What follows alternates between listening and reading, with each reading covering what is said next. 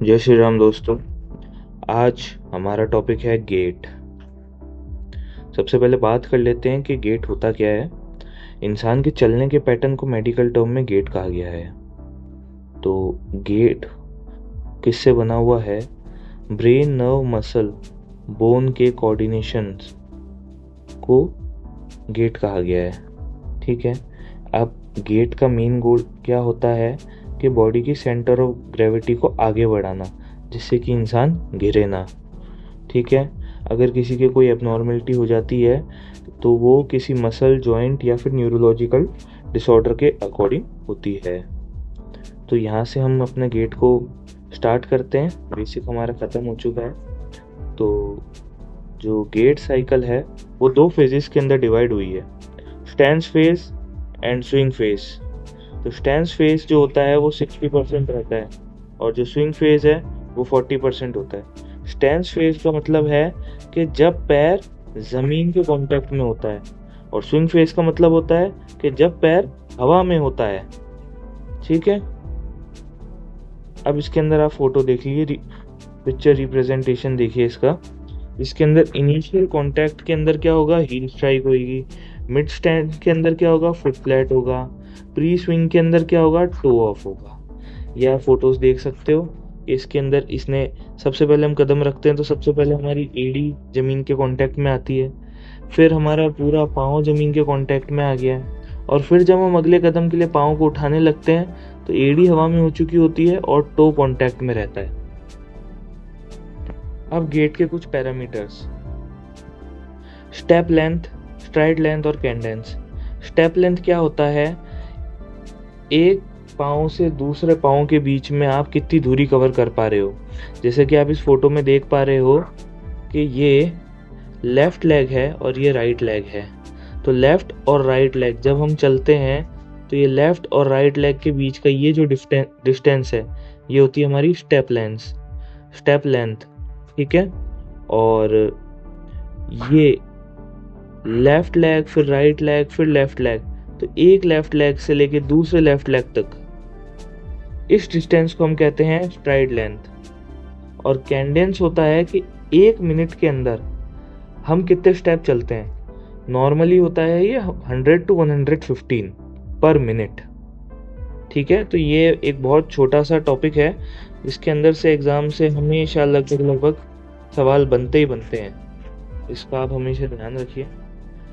अब हम बात करते हैं पैथोलॉजिकल गेट्स की।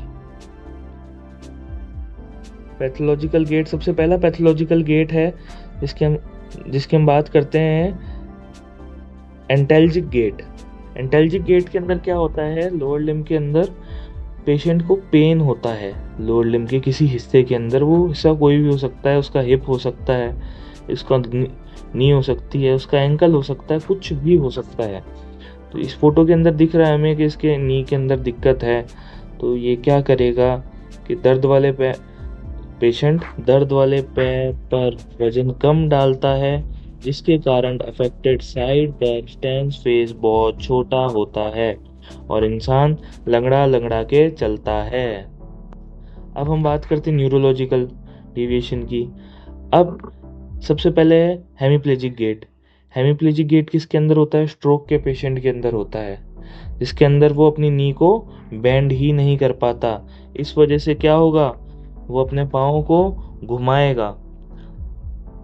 अगला स्टेप रखने से पहले उसका पाँव हवा में ही स्विंग करेगा। इसको हम सर्कमडेक्टरी गेट भी कहते हैं। अगला है पार्किंसन गेट। पार्किंसन डिजीज में कदम बहुत छोटे होते हैं, बॉडी आगे झुकी रहती है और एक बार चलने पर रुकना मुश्किल होता है। इस फोटो के अंदर आप देख सकते हो इस पर्सन की बॉडी आगे की तरफ बेंड हो रखी है, कदम बहुत छोटे छोटे ले रहा है और बॉडी देखिए तो अभी ये शिविर भी करती है। अगला गेट है अटैक्सिक गेट। अटैक्सिक गेट के अंदर क्या होता है?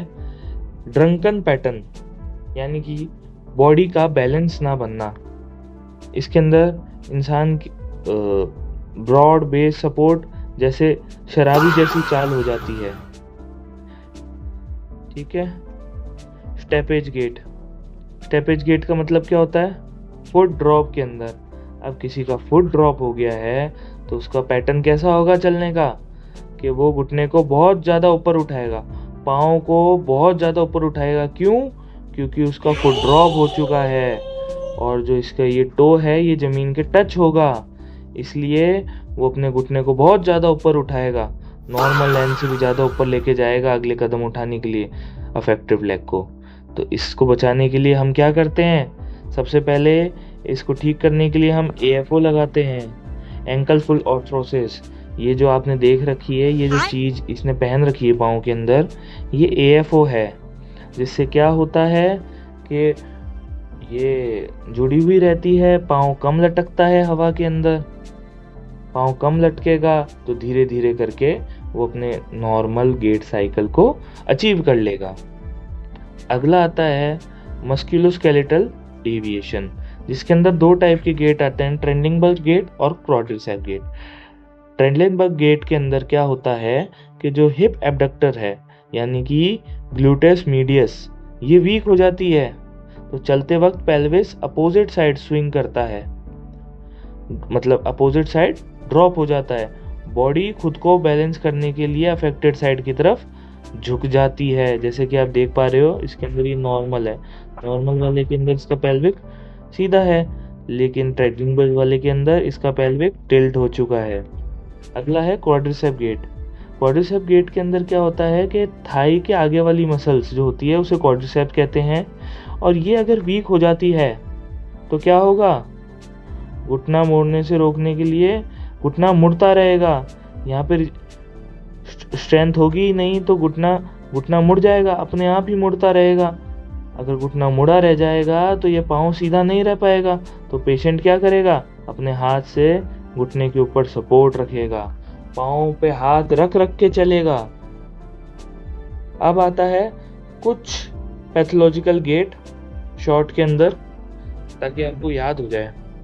अब हेमिप्लेजिक गेट जो होता है वो किसकी वजह से होता है, रोग की वजह से। इसमें क्या होता है, पैर को साइड से घुमाकर आगे लाते हैं, सर्कमडक्शन, ठीक है। अगला गेट का पैटर्न आता है पार्किंसन।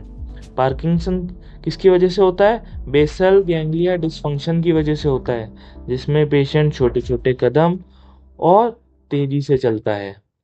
अगला है अटैक्सिक, ये किसकी वजह से होता है, सेरिब्रल लेजन, इससे क्या होता है, बैलेंस खराब रहता है, ठीक है, चौरा स्टेंस होता है और शराबी जैसी मूवमेंट आती है, नशेड़ियों की तरह चलता है, बॉडी का बैलेंस नहीं बन पाता है। अब अगला गेट है एंटेल्जिक गेट। एंटेल्जिक गेट का होता है मतलब कि इसके लोअर लिम्ब के अंदर पेन है कोई, उसमें पेशेंट क्या करेगा, दर्द वाले पैर पर कम वजन डालेगा। अब फिजियोथेरेपी का इसमें इम्पैक्ट क्या होता है गेट के अंदर, अगर किसी को प्रॉपर ट्रीटमेंट दिया जाए, उसका गेट पैटर्न सुधारा जाए, तो लगभग 30% रिस्क कम कर सकते हैं हम गिरने का। यानी कि न्यूरोलॉजिकल कंडीशन के अंदर जिसके अंदर पेशेंट बार बार गिरता रहता है या फिर उसका बैलेंस नहीं बन पाता, उसको सपोर्ट चाहिए होता है हमेशा, तो फिजियोथेरेपी हेल्प करता है कि उसको फॉल से बचा ले। फॉल करेगा तो उसके लगेगी। अब बात करते हैं फिजियोथेरेपी के अंदर हमें इसे मैनेज कैसे करना है। सबसे पहले हम इसके अंदर देखेंगे कि उसकी मसल्स कौन सी वीक है, क्वाड्स है, ग्लूट्स है, कौन सी मसल उसकी वीक है, उसको टारगेटेड उसकी एक्सरसाइज करवाएंगे और उसकी स्ट्रेंथनिंग करवाएंगे। फिर उसके बाद क्या करेंगे, हम टास्क स्पेसिफिक ट्रेनिंग, उसको हम ट्रेडमिल पर दौड़ाएंगे, ठीक है, हर्डल्स जो हैं उसको क्रॉस करवाएंगे, अनइवन सरफेस पर चलवाएंगे, बारी बारी उसको डिफरेंट टास्क देंगे ताकि उसकी जो कंडीशन है वो सुधरे, नॉर्मल गेट पैटर्न के अंदर हमारा पेशेंट आ जाए। और तीसरी चीज़ जो हम कर सकते हैं वो है असिस्टिव ऑर्थोपेडिक्स। इसके अंदर हम चीज़ें दे सकते हैं उसको, जैसे कि केन दे दिया, वॉकर दे दिया, ठीक है, AFO दे दिया, क्रचेस दे दिए, जिसकी मदद से पेशेंट आगे मूव कर पाए। जो शुरुआत के अंदर तो उसको खुद से ही करना पड़ेगा ना, हम एकदम से तो उसको चला नहीं सकते, तो वो पहले ये असिस्टेड डिवाइस की वजह से चलेगा, फिर धीरे धीरे जब उसकी मसल की स्ट्रेंथनिंग हो जाएगी, अच्छे से स्पेसिफिक टास्क की ट्रेनिंग हो जाएगी, तो फिर वो क्या करेगा, ढंग से चलने लग जाएगा। फिर वो ये असिस्टिव ऑर्थोपेडिक्स, ये असिस्टिव चीज़ों को छोड़ देगा। इसी के साथ हमारा ये टॉपिक ख़त्म होता है। गेट साइकिल के बारे में आपने सब कुछ जान लिया है। वीडियो अच्छी लगी हो तो लाइक ज़रूर करें, और चैनल पर नए हो तो please do subscribe. Thank you.